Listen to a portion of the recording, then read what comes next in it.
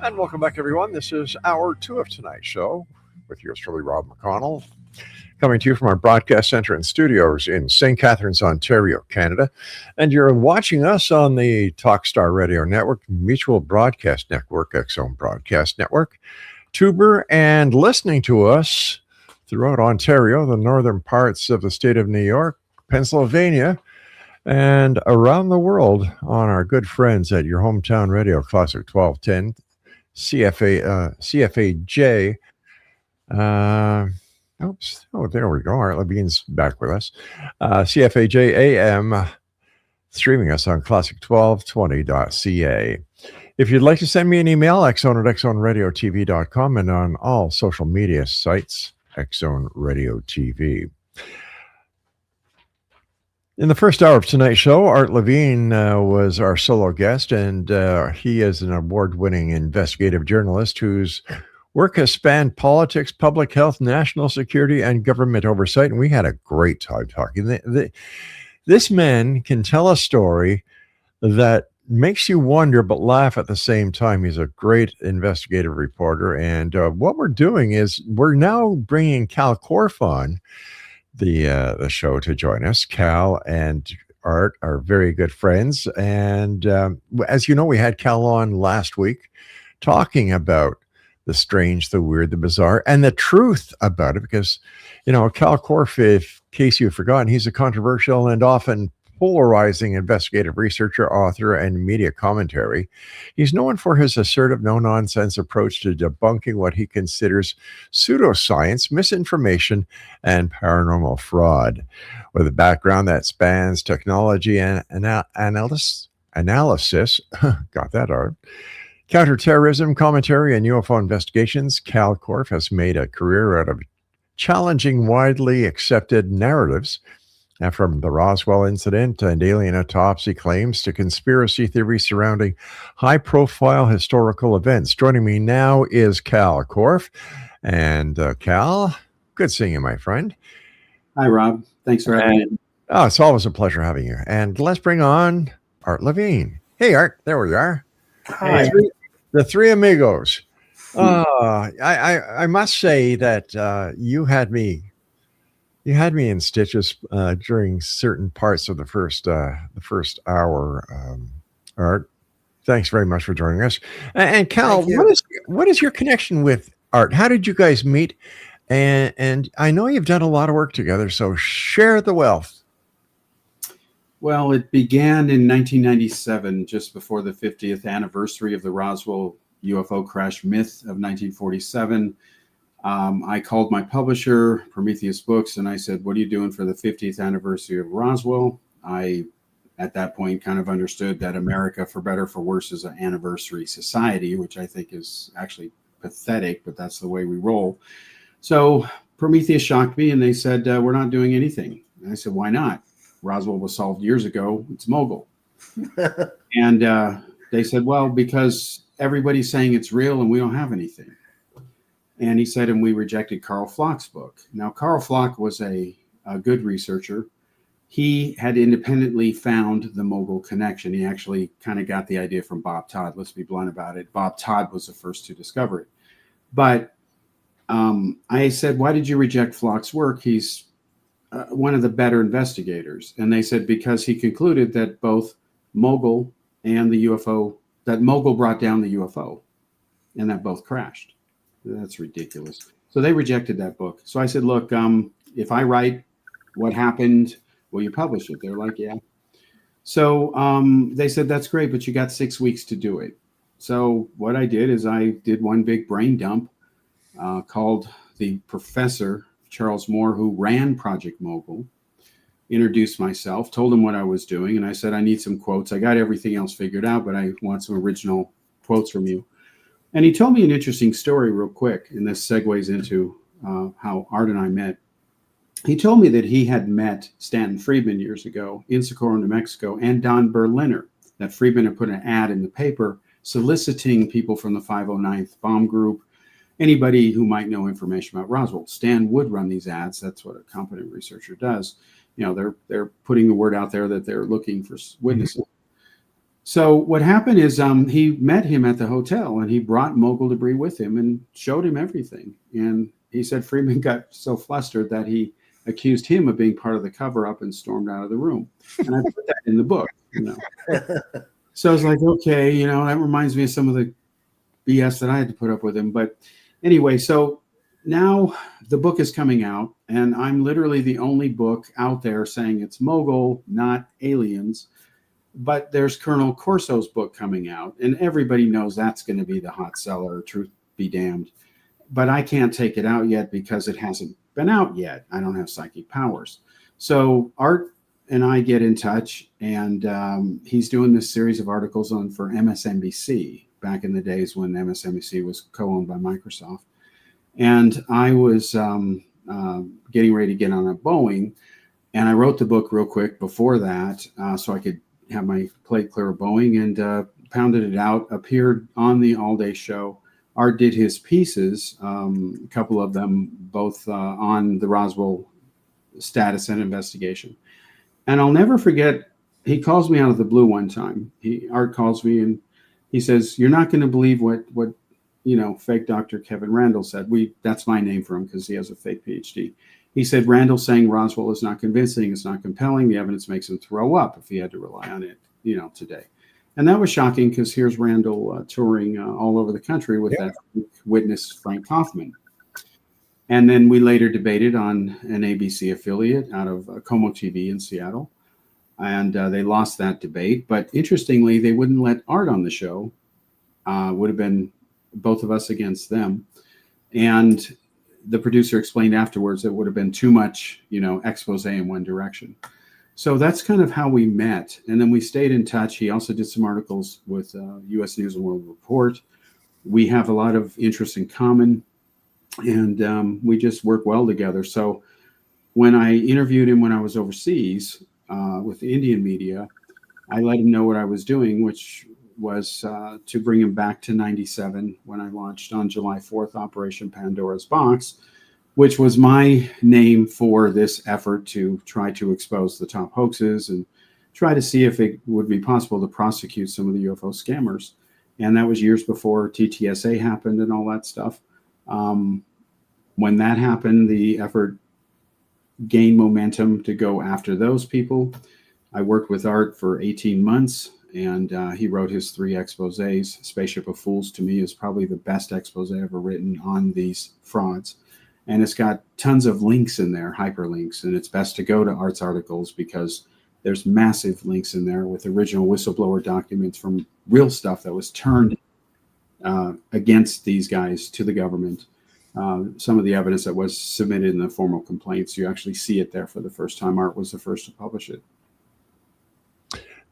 You talk about frauds. What kind of fraud are you talking about here, Cal? By the way, can I interrupt for one moment? Sure, you can. Legal protection is when we say the word fraud about any company or individual, at least when I speak, we're referring to alleged fraud because unfortunately nobody has been prosecuted and nobody has been brought to civil liability because of it. But the plain facts, as Cal has unearthed, and I've done some additional reporting, does indicate fraud has occurred. And by the way, when he says TTSA, he means To the Stars Academy, which was this program that brought in a lot of the modern day alleged charlatans we see now on shows like Age of Disclosure, including especially Luis Del Elizondo and Christopher Mellon, and Hal Puthoff, and it was led by rock star Tom DeLonge from Blink-182, and it became the main pusher of it and raised millions of dollars, and that's what he's referring to. So what is the alleged fraud then? The alleged fraud in this case, and you have to take each individual, each instance, you know, it's like every UFO sighting.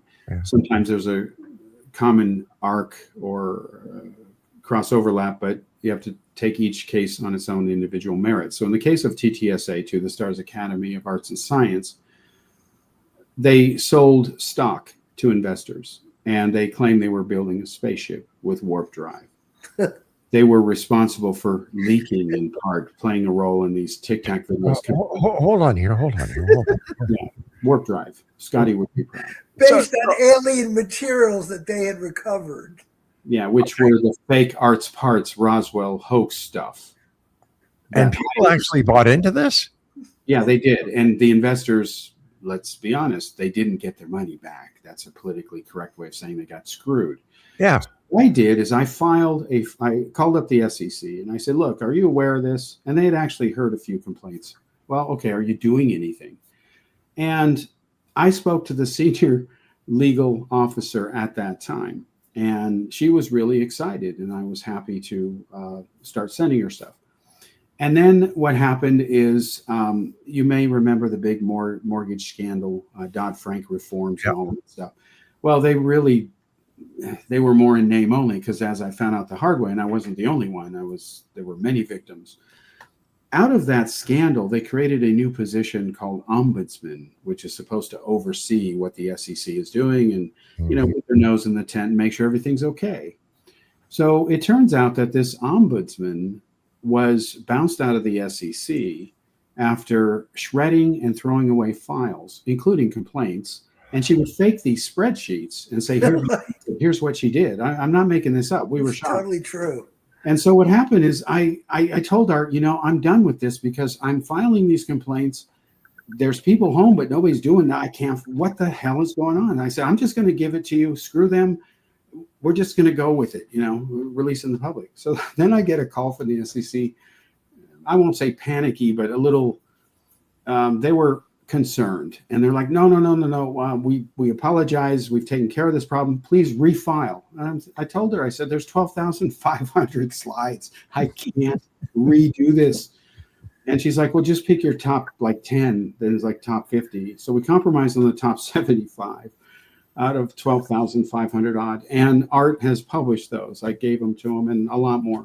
And in there, you see the complaints against Hal Puthoff, Tom DeLonge, the Ron Pandolfi of the CIA. You'd recognize all the names. And I investigated over 400 people. And so the fraud is investor fraud for stocks.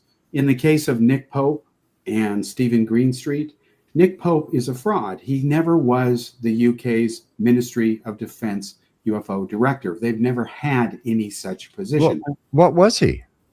He was just a basically who pushed paper, who handled landing. So, all right, listen, I hate to do this. I've got to take a break, not to mention a few aspirins.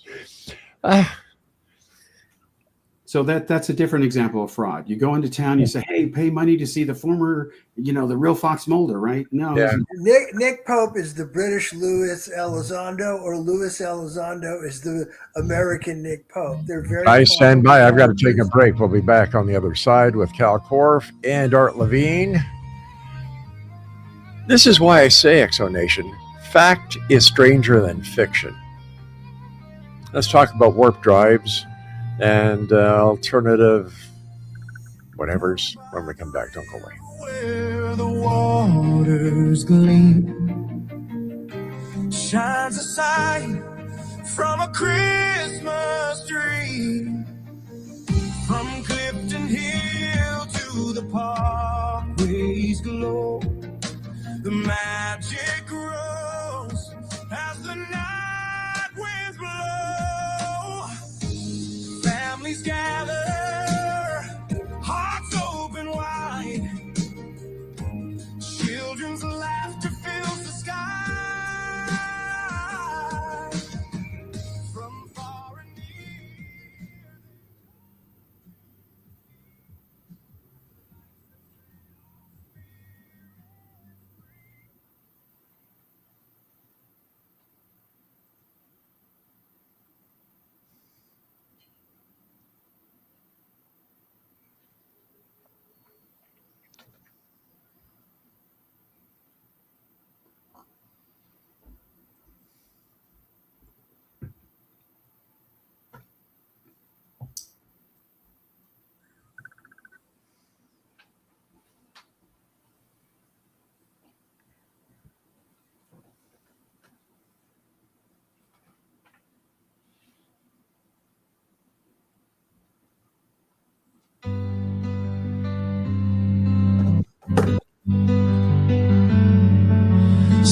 snowflakes falling on Ontario Street.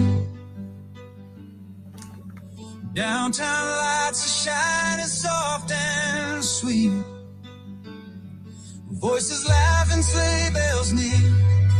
It's the magic time of year. From Port Dalhousie to Merritton's glow, families gather where warm hearts go. There's peace and love. The world feels right on this gentle Christmas night. It's Christmas in St. Catherine's, where the well and waters gleam. Children's eyes like diamonds bright, shining with a dream. The church bells ring, the choir sing, of hope that never fades. Oh, Christmas in St. Catherine's, where memories are made. All right. I've taken a couple of aspirins. I've gone outside, breathed some fresh air. I was tempted to take a couple of shots of tequila, but I decided that'll come afterwards. With all this going on, how come nobody's done nothing before now? You two guys are stepping up to the plate, and you're calling a spade a spade. Well, Why has this gone under everybody's radar?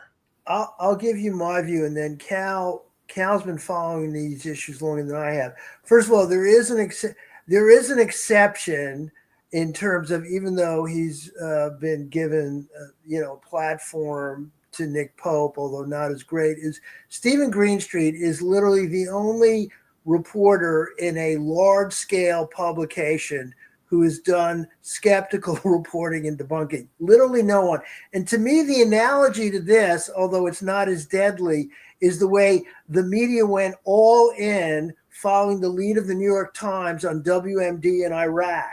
It was overwhelming. And New York Times said it must be true. So all the media launched it. The only exception was the Night Bureau, and there's a movie about it, the Night Bureau, that's affiliated with the Miami Herald and stuff. They were the only journalists in mainstream important raging questions, and they were drowned out by the overwhelming rush to support this mythology that led to the deaths of thousands of U.S. soldiers and nearly a million.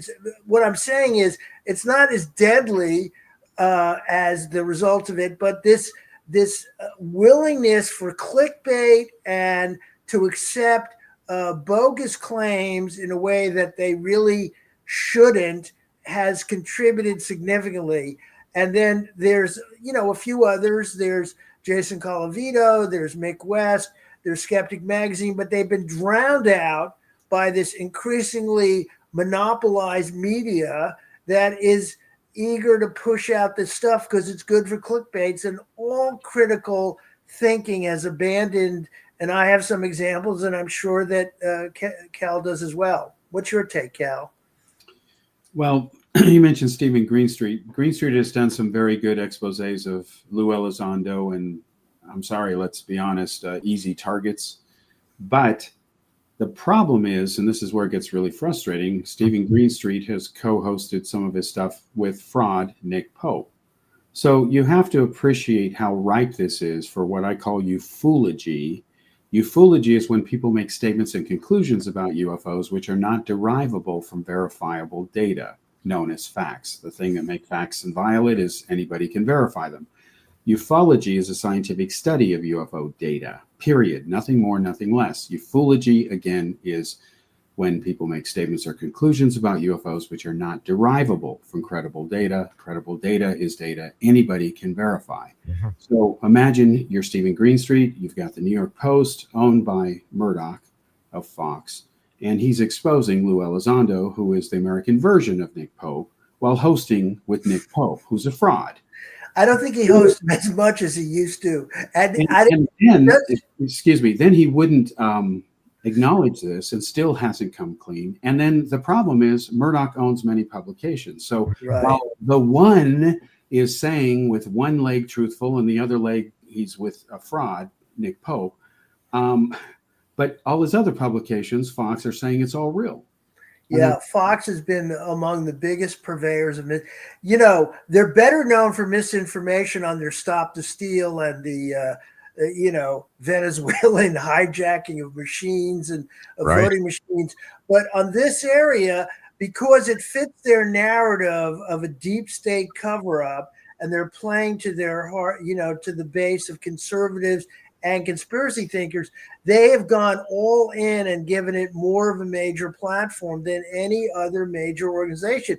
But the difference that is very critical here is, unlike every other political issue or scientific issue in which there's debates over vaccines and so on UFOs, there's near unanimity among the New York Times and Fox News. What else does the New York Times and Fox News agree on? Nothing, except UFOs are real and should be treated seriously. Where did they get their proof that what they had in their article was actually legitimate? Well, they wanted to believe. It's kind of a willful. Basically, a guy comes forward who had no real job, gives him a cock and bull story how he headed it all up, and they bought it. They had, as he points out, there's one legit staff defense person, Helene Cooper, who joined these freelance UFO lobbyist promoters on this story, and it all fell apart on so many grounds. It's unbelievable, and they've never retracted it ever. And it's because they wanted to believe, and you had two people, the dominant writers, and wanted to promote the notion that these were valid claims. And then they had these, the mysterious Navy videos that became the hook, which got as many as 1 billion views. Wow. 1 billion views. And Kal has documented just how important this story was to the bottom line of the New York Times and its online presence, and to help it weather the falling off of classified ads and advertising and pandemic era stuff. Now, but this is pre-pandemic in 2017, but they kept on harping on it because it was guaranteed clickbait. And as shameful as the 2017 article is, in about 2020, Jacques Vallée came forward with a crazy story based on some elder senior citizens making up claims as they had been fabricating throughout their lives about their jobs and their involvement in UFOs.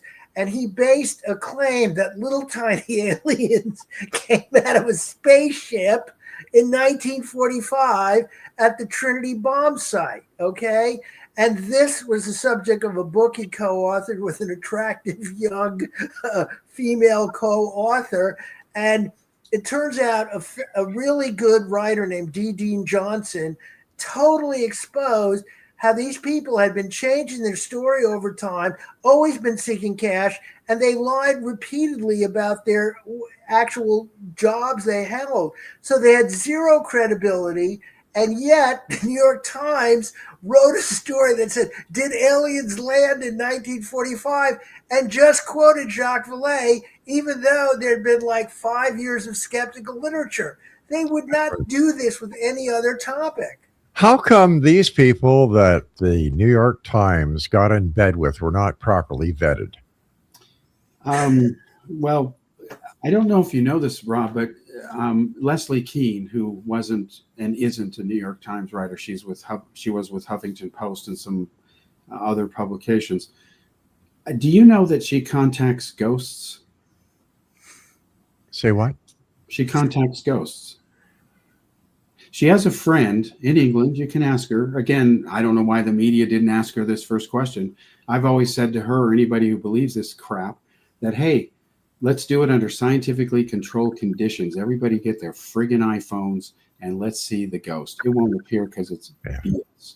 But yeah, she talks to ghosts.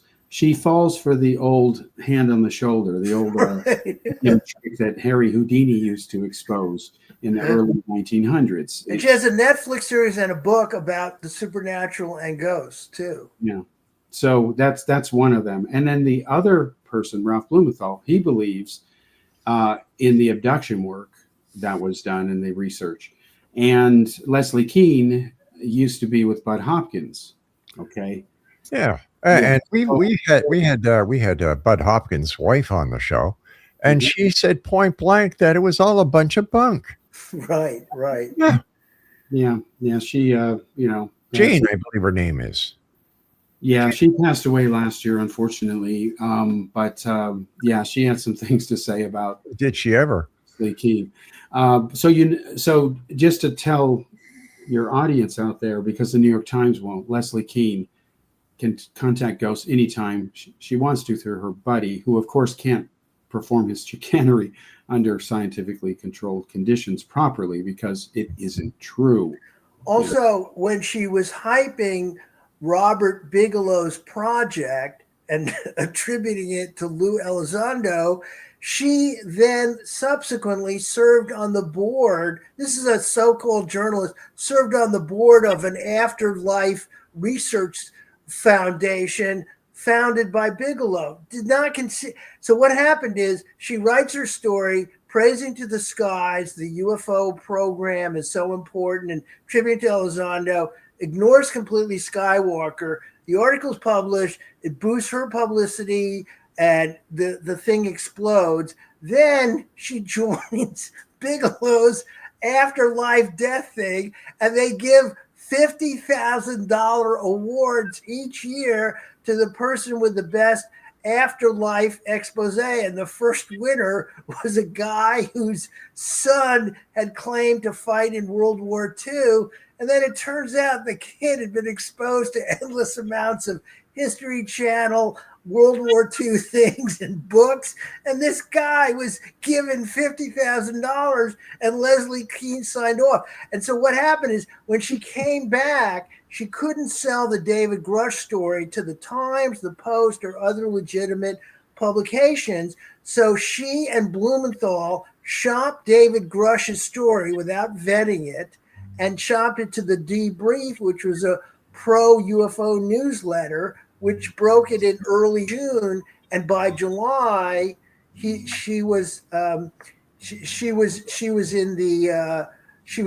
were before Congress.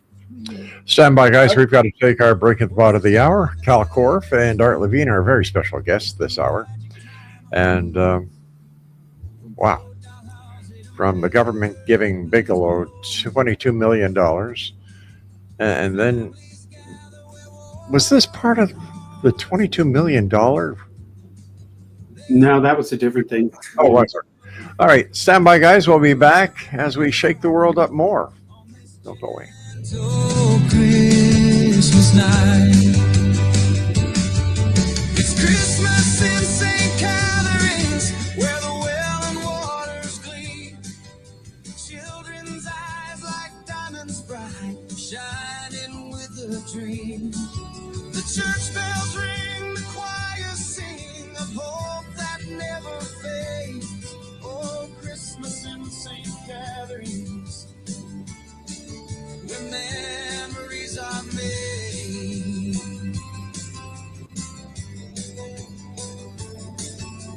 Laura's baking cookies, the scent fills the air. Neighbors wave a greeting everywhere. Sophie's paw prints.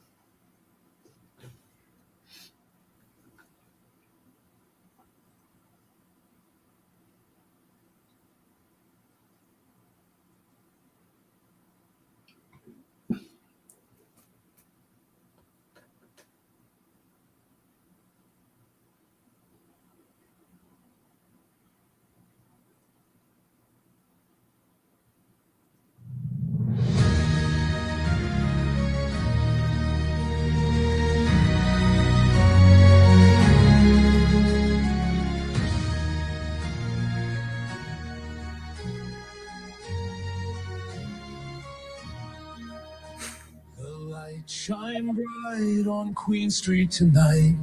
Snow drifts softly through the glow. Families gather, hearts full of cheer as carols whisper low. But out in the cold where sirens sing, there are angels dressed in blue. And others in red with hearts of gold, they stand the whole night through. On the night of nights, they're watching still, while the world lies calm and still. Through Christmas Eve and Christmas... And welcome back. Oh my God. I'm listening, and I know you guys, and I know that you're not fabricating all this. Nope. Why hasn't somebody else jumped on this? Like I understand you, Kal. I've known you for many years. I know you're a no bull guy. Art Levine, you're a no bull guy. But all these years, the public's been duped.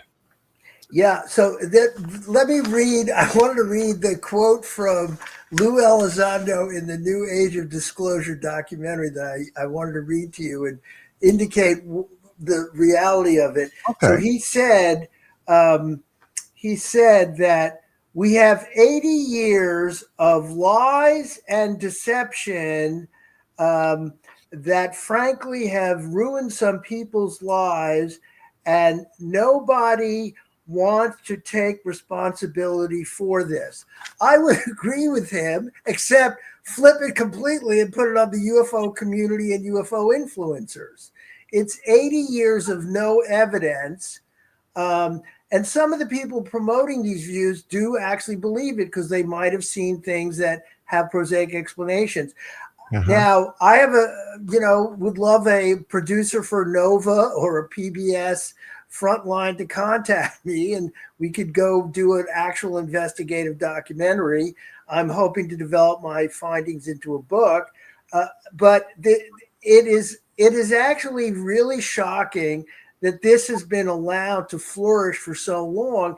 And the other point is, I don't think there's another arena in American life of any kind of business in which people make repeated, false, disprovable claims and not face any legal, regulatory, or criminal consequences. Well, that's why I think Kal's work is so important, because he's trying to do that. Well, you do have that person in the White House right now. He makes claims all the time that he can't prove. And of course, there's never any legal ramifications for all his jibber jabber. So, I can't. Craig says I can't talk about President Trump. Okay, sorry about that, Craig.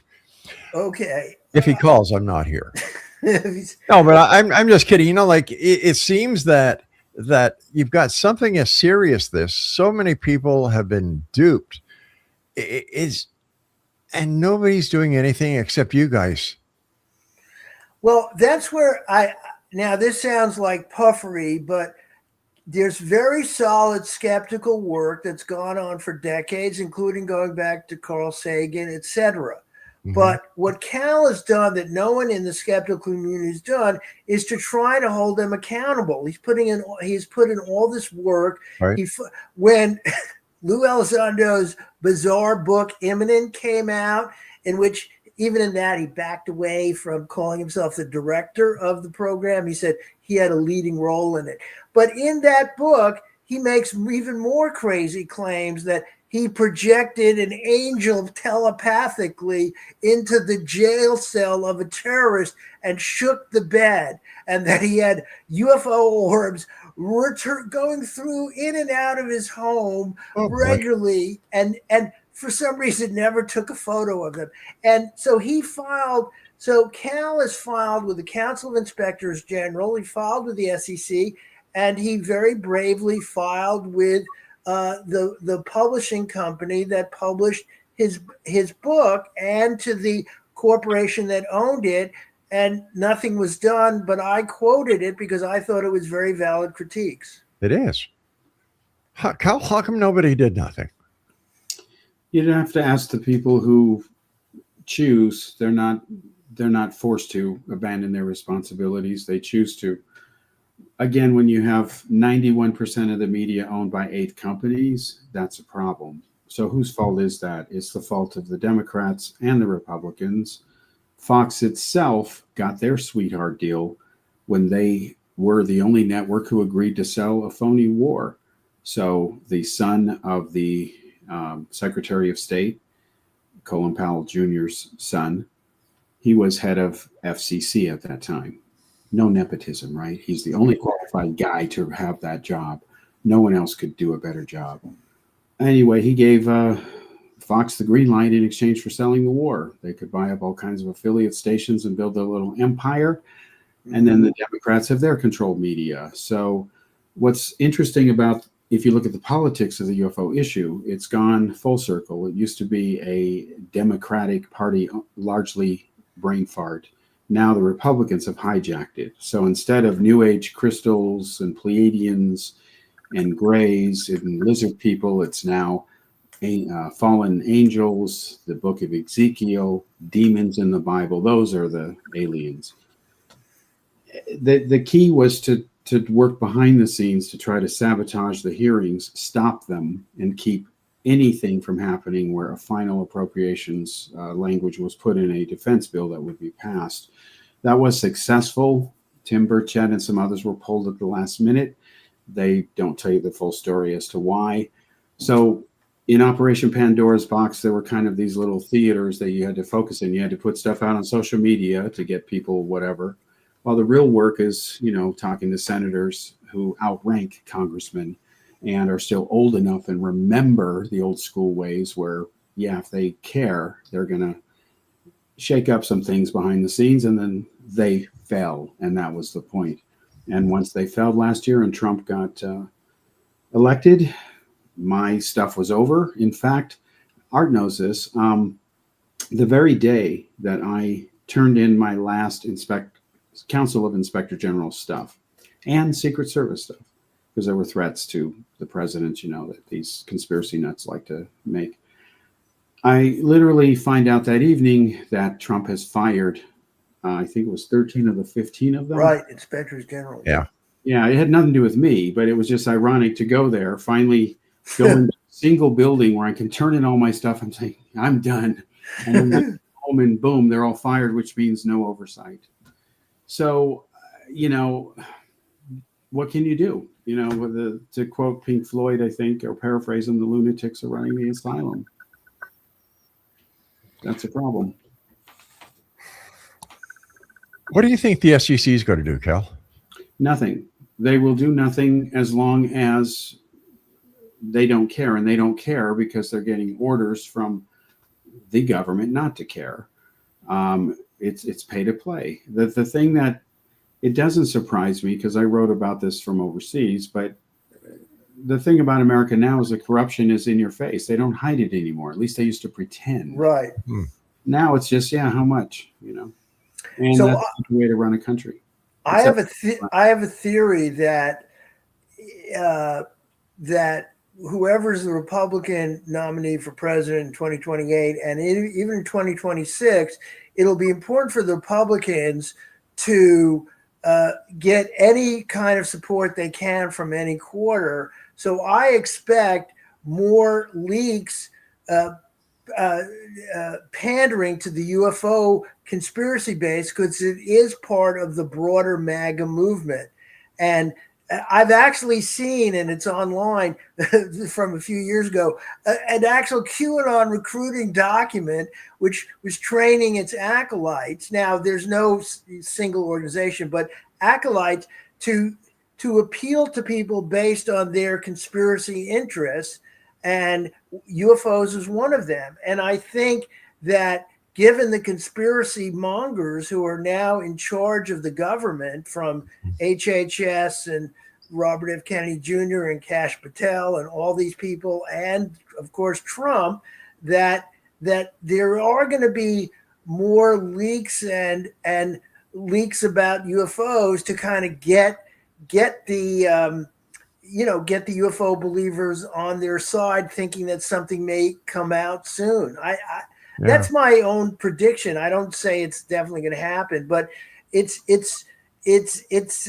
such a good form of marketing and audience building and electoral building that they're going to continue to do it, even though it's a majority of Americans right now believe that what military officials have claimed in hearings that they saw real UFOs, a majority of Americans believe that right now. Wow. And that's easily exploited. Well, if you want to get the word out there, just get Pete Hegseth to do a little chat on Signal, and I'm sure that, you know, Jesus. Yeah, yeah. It is very. I also think that the UFO thing is a kind of benign conspiracy theory that can maybe draw some of the MAGA people away from that nasty Epstein stuff. Oh, unreal. So, Cal, what about the FBI? Can't they do anything since it's fraud and it's a major fraud? It is actually the FBI's duty by law to do something. And of course, they outrank the states. The states also have an obligation. So let's look at the Billy Meyer UFO cult as a perfect example. Okay. They sell his photographs. His photographs are hoaxes. They've all been replicated, duplicated. And in this case, Meyer cannot say, I was mistaken. I didn't know what it was. He made the objects. He filmed them. He photographed them. He staged them. He crafted them. He's beyond 100% guilty. So that is an open and shut, slam dunk consumer fraud case. It doesn't matter what you're selling. What you're selling is knowingly not true or not possible. The subject is just a detail. It has to be something, right? So it really is that simple. And there's millions of victims. Every time they sell a photo, it's actually a felony because it's times and instances. Is anybody doing anything? I never heard back from some of the stuff that I filed last year with the California State Attorney General. But I will tell you that I've had some really good meetings with the district attorney in Nevada. And through that, things are moving forward. All right, stand by. We've got to take our final break here. Kal Korff and Art Levine are my special guests this hour. Wow. You couldn't make this stuff up. You really couldn't. Except a whole industry is making this stuff up in terms of their claims. Yes, but thanks to you two, the cover is blowing off the pot. Good work, guys. We'll be back as we wrap up this hour here in the X Zone with yours truly, Rob McConnell, on the X Zone Broadcast Network, Talkstar Radio Network, Mutual Broadcast Network, Tuber, and of course your hometown radio, Classic 1220 CFAJ AM, streaming us at classic1220.ca. Gold, they stand the whole night through. On the night of nights, Rob, I'd like to talk about Age of Disclosure, if possible. Through Christmas Eve and Christmas Day, they're never far away. When we rest safe in our homes tonight, they answer every call. To the police, the firefighters, they miss. We thank you all.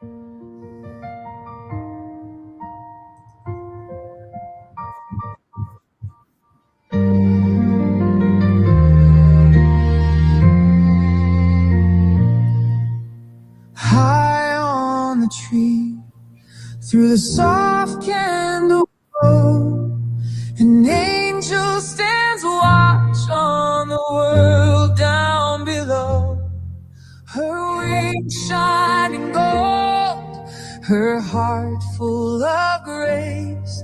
She's seen every joy in this old sacred place.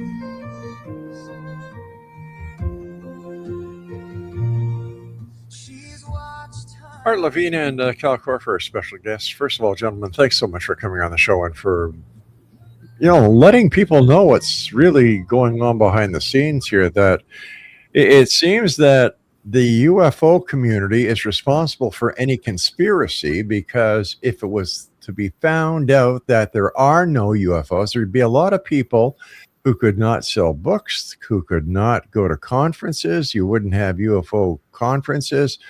It's a cash grab, and then you've got people who are selling stocks bogus, based on bogus claims, and no one is being held responsible. Yeah. Unbloody real. So where do we go from here, gentlemen?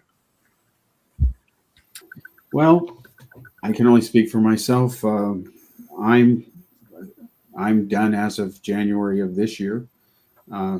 Operation Pandora's Box and Trojan Snails, which was the getting it done over time, are finished. There'll be some stuff that comes out over time in response to those efforts. But because all the cases were solved, either I did it myself or I worked with people who did, or I know the person who did. Again, we talked about in the last show, Bigfoot, Roswell, Billy Meyer, Loch Ness Monster, Alien Autopsy, Delphus, Kansas, Amityville Horror. It's a long list. They're all nothing. They're all solved. So it's time to move on. If there's a paranormal, it's really normal. We're just using the wrong way to describe it. And if we're being visited, it's news to the U.S. government, and that's all you need to know. A couple of things real quickly, Rob. If you look at the attacks against Art and myself online by UFO and conspiracy nuts, I don't like to call themselves extremists, but they are. Keep in mind that the definition of an extremist is someone who believes in things not grounded in reality. Subject, again, is a detail. So an extremist isn't automatically a terrorist. They just, again, believe in things that are not true, cannot possibly be true, but yet they believe in it. And what makes them extreme is their willingness to hurt people or smear them just to get their chemical reaction, whatever they're doing. It doesn't do anything. But if you look at the attacks, they're personal. They don't actually disprove anything. That should be your first red flag. Secondly, as I learned being overseas for almost 20 years, I was surprised even in talking to people in other intelligence-connected countries like Israel that Mossad spends no time looking for the Roswell debris, and all this stuff that Friedman and others said is part of the Cosmic Watergate. If no other intelligence agencies are spending any resources chasing this stuff, it's because they know better. And if you want to bug the agency which has custody of the UFO subject, I'll tell you what it is. It's not a mystery. It's the National Reconnaissance Organization, NRO. They've always had custody of it for years. They're part of Space Force now. Go ask them for their fast walker or unidentified cases. Assuming they'll talk to you, that's where you go. You don't do all this other stuff that Fox and the hearings and all that. That's just pablum and stupidity for the masses. Well, let me make a point.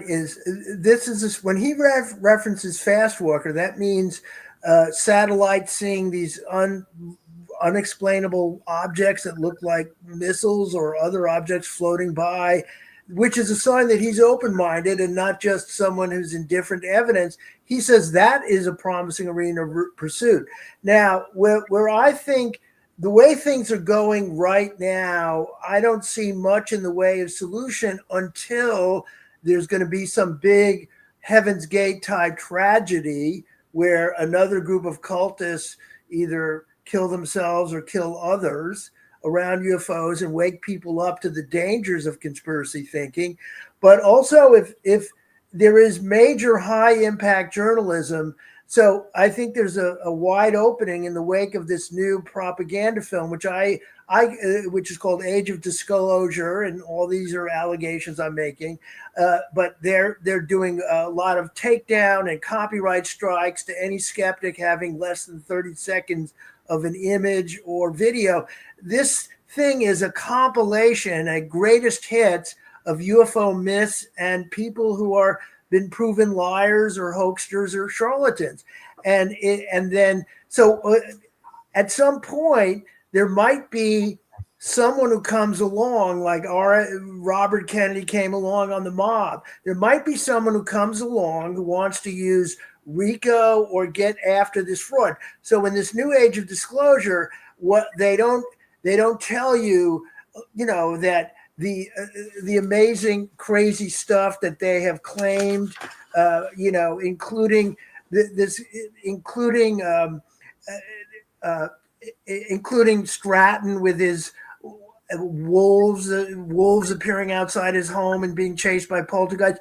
But when they give an example of an incident, they put some attention on something called the Halleman Air Force Base, which supposedly was a meeting between extraterrestrials, and they came down and they met at the airbase. Well, 2 years ago, and this is pointed out in Steve Campion's video, but he pointed to a really solid piece of investigative video analysis by a video channel called Suddenly Here. And basically, the guy got hold of the actual original video that is 8 seconds long that appeared in a 1970s documentary that was pushed by Richard Doty, an acknowledged disinformation aide. So he got so this is like, there's a bright light and it's coming down to land at Halleman.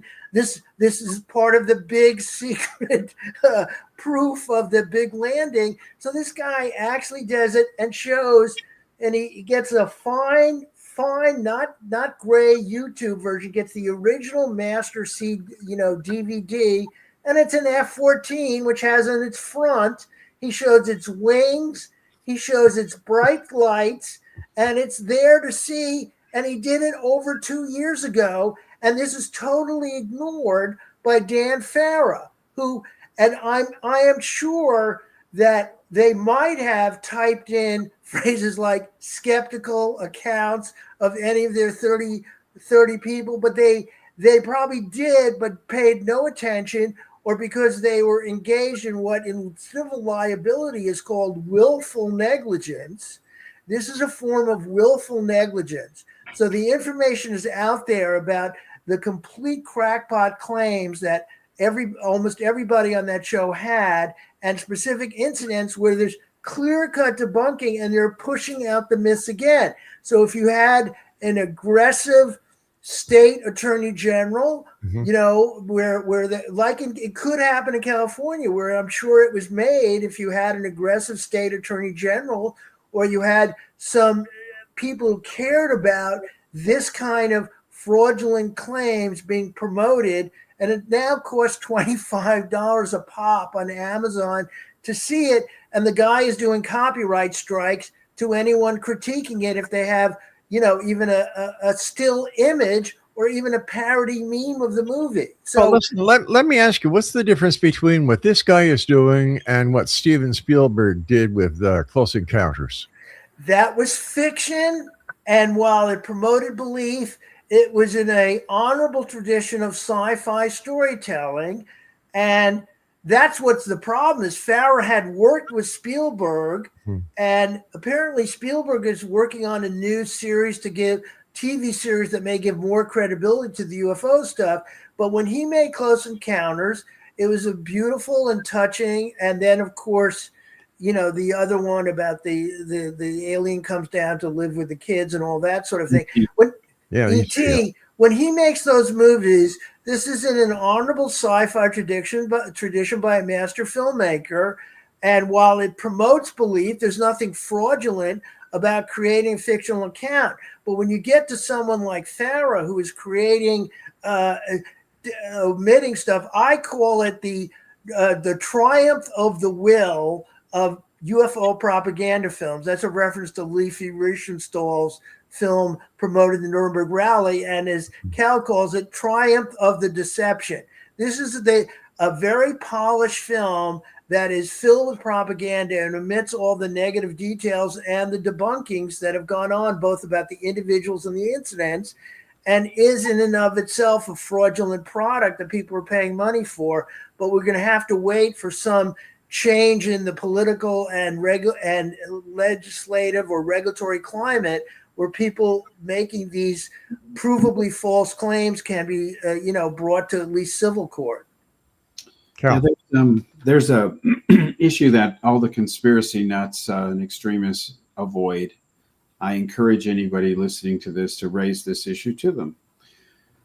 They accuse the government of being the problem, meaning they're in charge of the Cosmic Watergate. Well, who is the government now? It's Donald Trump. So you now have to accuse Donald Trump of being in charge of the little gray leprechaun stuffed in pickle jars at Area 51.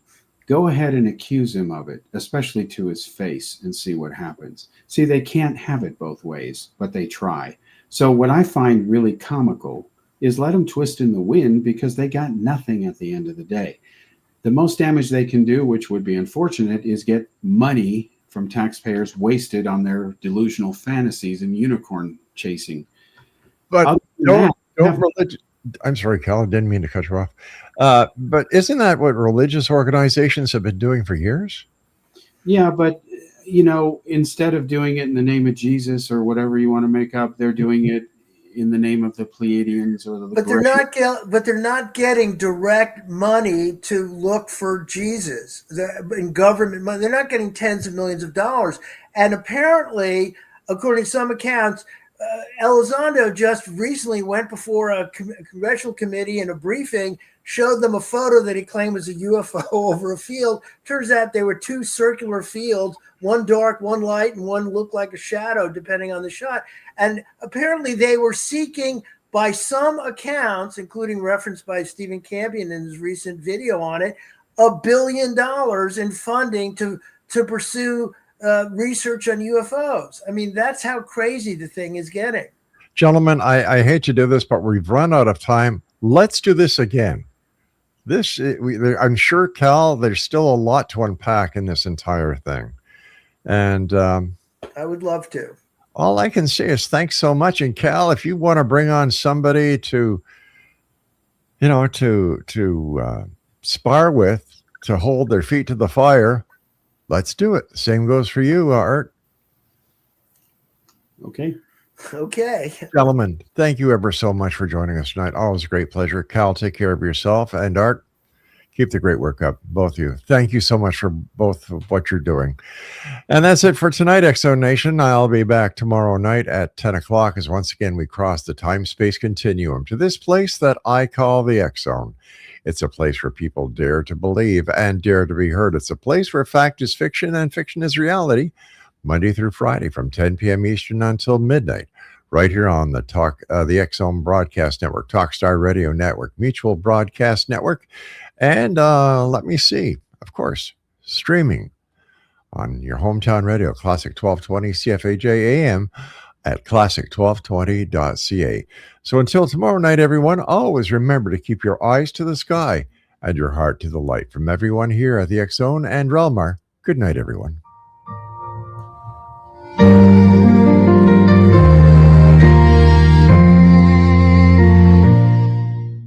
High on the tree, through the sun.